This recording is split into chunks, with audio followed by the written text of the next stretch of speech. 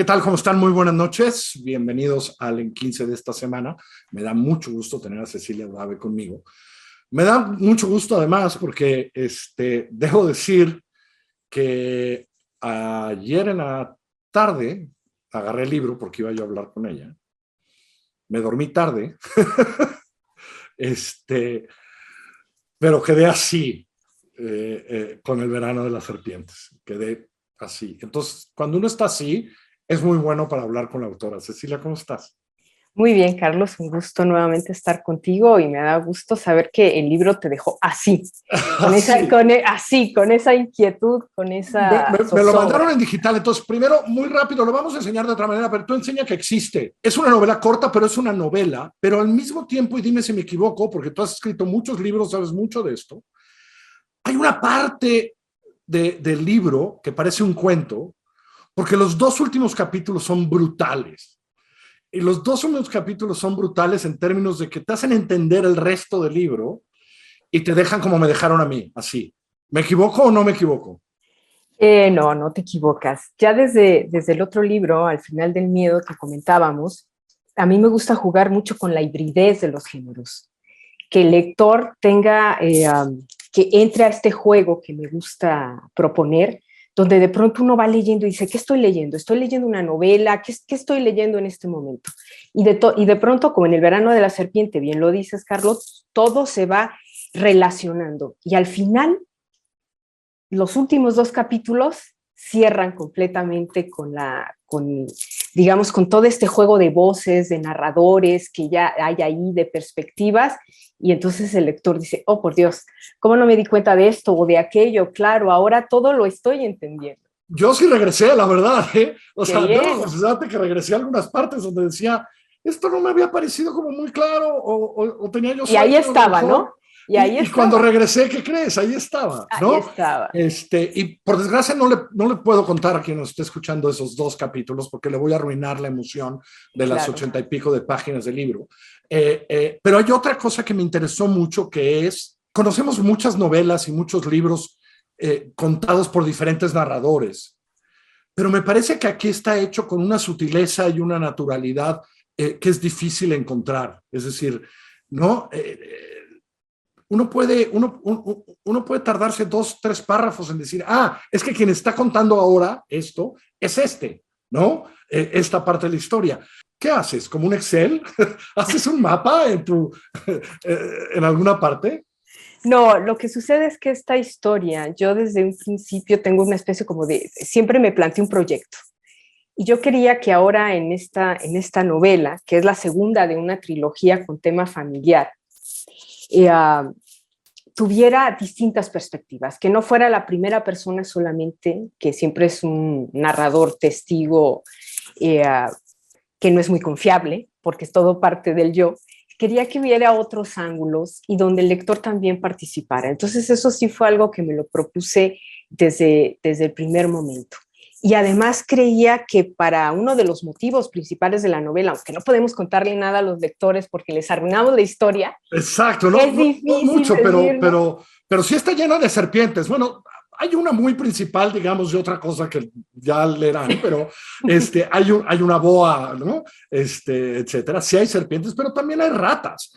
Y hay un perro que le pasan cosas rarísimas en un árbol, pues, pero sigue. Todo esto que comentas de las cuestiones de la serpiente, que también lo elegí, tenía que ver con que hay uno de los motivos principales en la novela, que es la crueldad. Todos los personajes son crueles, sea de manera asumida o involuntaria, pero todo está, digamos, zigzaguea, por eso jugando un poco también con la figura de la serpiente, zigzaguea entre todos los personajes esta crueldad, una crueldad que lleva a distintos grados de violencia, pero como tú dices, de una manera muy sutil.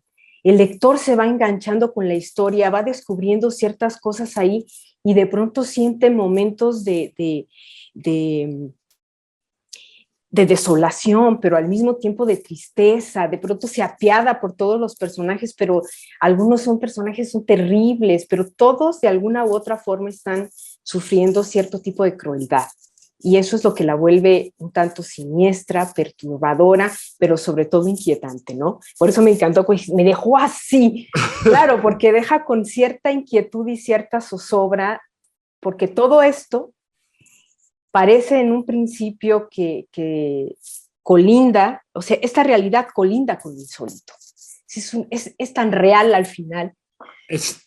Pero debo decir algo, al final, y no voy a contar nada que no deba contar, hay un momento de gran ternura en un garaje de una casa, pues, porque sí ha habido crueldad y sí ha habido cosas que uno no quisiera que sucedieran y sí ha visto a aquel que jala al perro y cada vez más cuelga. Pero hay al final una escena en un garaje de una casa que sí está llena de ternura y de amor y que tiene mucho que ver con el resto de la novela, ¿no? No, es decir, no habría crueldad si no hay lo otro, ¿no? Cecilia. Exacto. Yo quería que el lector sintiera eso. Al final hay siempre en todo lo que yo escribo siempre hay algo entreabierto.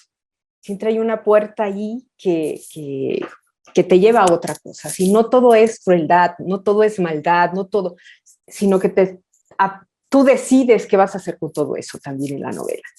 Muchos lectores me han dicho, pero es que tengo muchas ganas de contar, no cuentes nada, porque si lo cuentas le arruinas al lector y además que es una novela breve, el lector la va a disfrutar mucho porque como dices es muy ágil, se manejan muchos tiempos. Yo empecé en la tarde ayer después de la chamba y me dormí un poco tarde, pero me la eché todo. Bien. Hay otra cosa que, ahora sí, tenemos un presidente que dice para los jóvenes, pero también para nosotros.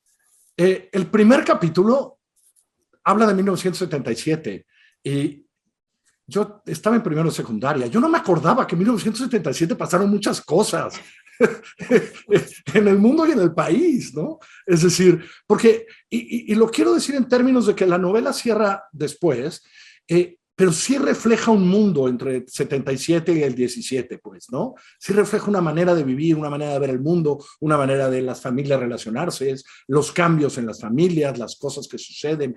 Sí está constreñida en ese momento tan importante y de tantos cambios, ¿no? Sí, y me encanta que lo comentes porque tiene muchos niveles la novela. Para mí, 1977, además que en el año chino es el año de la serpiente, entonces todo me venía perfecto y que sucedieron todas estas cosas que pasan en la novela y que después vemos que hay una especie de espejo con 2017, ¿no? Y que vemos que antes en la novela se habla de todo futuro es mejor, todo pasado es mejor, ¿qué es lo mejor? Y tiene que ver mucho con una etapa muy importante para México y que yo también, bueno, yo viví en 1977 en esa colonia. Entonces, recuperé toda la ambientación y todo lo que estaba sucediendo ahí. Y era cuando se hablaba del milagro mexicano, ¿no? Que nosotros ya estábamos como del otro lado. ¿Ya? Que pasaron muchísimas cosas, que teníamos vamos a administrar la riqueza, ¿te acuerdas? Por esos años. Entonces, que nos habían vendido toda esta historia y no queremos decir qué pasa ni cómo impactan los personajes. Quería que fuera desde lo macro hasta llegar a como una especie de zoom, hasta una familia, una calle, en una colonia además emblemática de Guadalajara. Quería escribir también una novela que pasara en Guadalajara, en la ciudad donde yo nací, donde yo habito, y a partir de ahí establecer un contacto con todos los lectores, porque esto pasa en todas partes. O sea, esto sucede en cualquier ciudad, no solamente las casas misteriosas, Cecilia, las casas esas misteriosas y las otras, y etcétera, pues en aquellos años allí estaban, ¿no? Es decir, a lo mejor muchas se han sustituido por condominios horizontales o por edificios, pero en aquellos años así se vivía, ¿no? Y en Guadalajara más todavía, ¿no? Claro, tenía uno en una casa de los estilo californiano y enfrente una decimonónica y luego le seguían otras de los años 40. Entonces había también ahí una serie de relaciones históricas que también me interesaba comentar, pero de manera muy sutil, muy sencilla, para que los lectores como tú y los que nos están viendo y escuchando, pues finalmente digan, claro, hay una identificación, es un momento histórico importante en México, un cambio al que vimos. Es donde pasa la novela. ¿Y por qué es Cecilia la que escribió esta novela? ¿Qué creen? Hay fantasma. Yo creo que los fantasmas... Ahora, lea la novela para ver a qué me refiero y cómo lo digo, pero hay fantasma, ¿no? Sí, sí hay fantasmas. Sí hay un fantasma que está ahí y que es una alegoría de nosotros mismos, son ecos que vuelven y que también nos sacuden cuando están ahí, ¿no? Y que tienen esa capacidad de ver más allá de lo evidente. ¿Cuánto te costó encontrar? Porque está muy bien la voz de las niñas y los niños, porque son jovencitos, ¿no? Es difícil encontrar esa voz ahora, ¿no? Regresar a esa voz. Yo creo que por eso la situé en 1977, porque de pronto ahora pensamos que los niños son distintos o que también los preadolescentes son distintos. Y creo que fuera de la tecnología y de ciertas cosas que nos distraen, por eso también ahí hay una serie de referencias a juguetes y a ciertas instancias de Lili Ledi. Yo demostré mi edad cuando la leía y yo decía, no demuestres tu edad, tú sabes que es Lili Ledi, pues. Claro. ¿No? Y todos, y los Ataris, y cuando llegaron la televisión a colores, a pesar de que ya se había inventado muchísimo antes, y todo este tipo de cuestiones. Hay una ilusión por Chabelo en un capítulo, eso sí lo puedo contar. Claro, claro. Hay una ilusión de los niños por conocer a Chabelo, que llega a la ciudad, ¿no?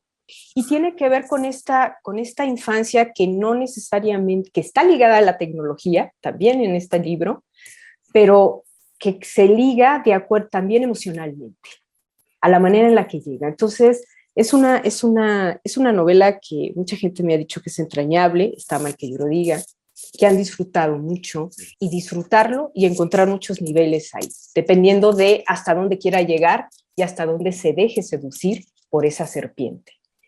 Yo de verdad creo que uno no puede más que elogiar una novela que, como dije, al final hay una escena de ternura inigualable, pero que todo el tiempo te está haciendo pensar en el país en el que vives, en la familia en la que te criaste y en los amigos y amigas con las que viviste tu infancia y qué pasó después de la infancia. Yo creo que que todos esos pensamientos, sentimientos se agradece. Cecilia, de verdad me encantó. Me regalaste una gran tarde ayer, que te digo. Pues ese es el mejor regalo que puede recibir alguien que escribe. Muchísimas gracias, Carlos. Ya lo vieron, El verano de las serpientes, Silio Dave, Alfaguara, está ya, ahí está, se está vendiendo en todas partes. Corran, de verdad, van a pasar una gran tarde. Y vean qué bonita portada, de Adolfo Weber, un gran artista plástico. Así que también a él un abrazo.